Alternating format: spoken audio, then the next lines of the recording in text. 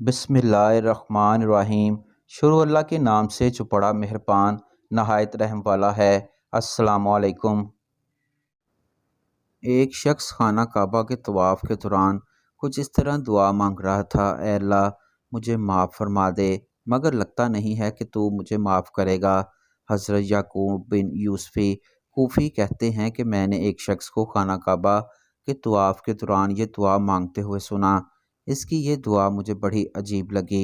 चुनाचे इसके करीब जाकर मैंने कहा, अल्लाह के घर में खड़े होकर अल्लाह की बख्शिश और माफ़ी से नाउम्मीद नहीं होते।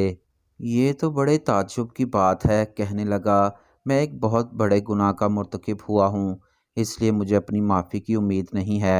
मैंने इससे पूछा, ज़रा मुझे भी बताओ। चुनाचे इसने अपना किस्सा इस तरह बयान किया, मैं याहिया बिन मोहम्मद के साथ मूसल की बगावत को फ़र्व करने वालों में शामिल था। जुमे का दिन था। हमने बहुत सारे लोगों को कत्ल किया और शहर पर कब्ज़ा कर लिया। अब एक मुनादी करने वाले ने हाकिम की तरफ से ऐलान किया कि जो शख्स अपने घर में बैठ जाए और अतात कबूल कर ले, इसको अमान दी जाती है।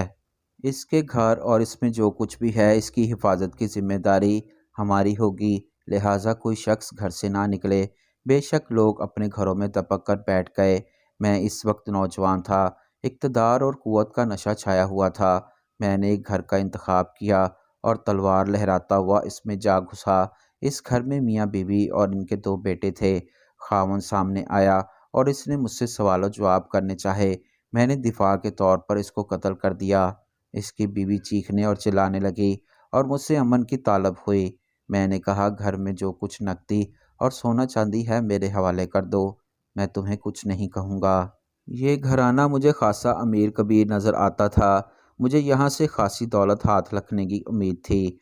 वो औरत अंदर गई और 7 दिनार लेकर आ गई। मैंने इससे कहा, ये बहुत थोड़े हैं, और लेकर आओ। औरत ने कहा, घर में इसके अलावा कुछ नहीं जो मैं तुम्हें दूँ। मैंने तलवार इसकी आंखों के सामने लहराई और कहा, बदबख्त औरत, फ़ौरन अंदर से मज़ीद माल लेकर आ, वरना मैं तेरे बेटे को इसके बाप के पास पहुंचा दूंगा। औरत ने हाथ जोड़ दिए और लगी कस्में खाने कि घर में सिर्फ यही कुछ है। मैंने इसका एतबार ना किया।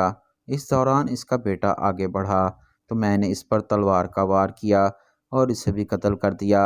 अब मैंने दोबारा इस औरत से कहा, अब भी तुम्हारे पास वक्त है, जो कुछ तुम्हारे पास है ले आओ, वरना तुम्हारे दूसरे बेटे को भी कत्ल कर दूंगा।